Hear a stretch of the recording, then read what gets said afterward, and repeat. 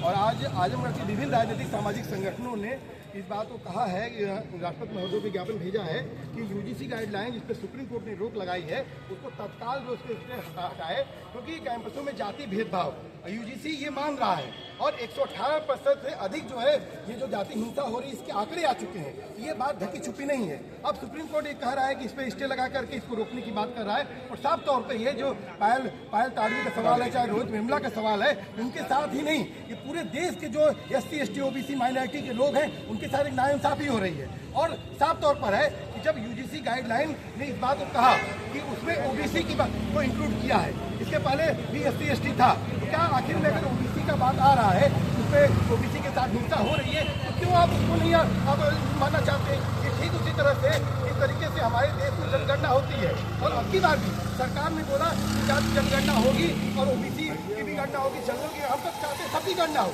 लेकिन लंबे समय तक ये संघर्ष हुआ। अब की बार में सरकार ने कहा कि जाति जनगणना में OBC की गणना होगी, लेकिन ठीक उसी तरह जब इसमें OBC का मामला आया तो ये इसको मानने के तैयार नहीं हो रही। तो हमारा साफ तौर पर कहना है कि आप हर शर्त पे इसको हम लोग इंसाफ नहीं मानेंगे, आप गाइडलाइन को तत्काल जारी करेंगे।